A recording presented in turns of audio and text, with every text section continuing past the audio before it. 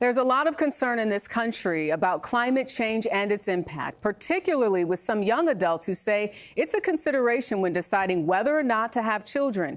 National environmental correspondent David Schechter has tonight's Eye on America. You might remember growing up feeling anxious about threats to our country like nuclear war or 9/11.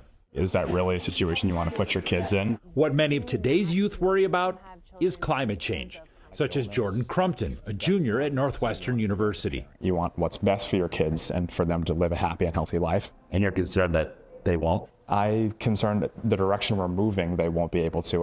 A study released last year found 52% of young Americans aged 16 to 25 were hesitant to have children because of climate change concerns.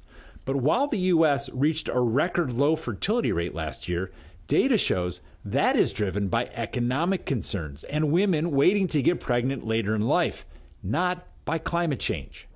We have college branches, we have young professional branches. Alina Voss in Columbus, Ohio, works for an environmental nonprofit that promotes conservative values. The innovation is working. She is optimistic about the future, believing technology will protect families from the worst impacts of climate change. We definitely are heading to a world that has more drought, more fire, more flood. Isn't that a world that's not as good as the one that previous generations had? I don't think it's a reason for the next generation not to exist.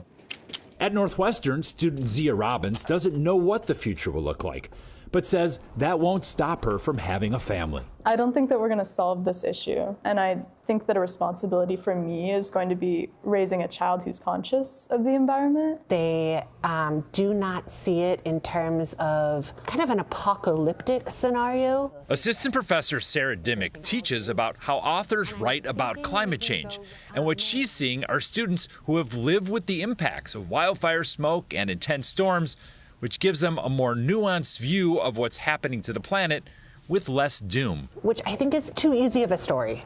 What does that mean, too easy of a story? Everyone dies, there's doom and gloom at the close. And I think students right now are really trying to think through what sorts of stories or narratives can give us more traction than just utter demise. Climate change may indeed make many young people anxious. We need to be more aware of just kind of the overall landscape and how our choices are impacting everyone. But to say that fear will keep them from starting families paints an entire generation with too broad a brush. For Eye on America, I'm David Schechter in Evanston, Illinois.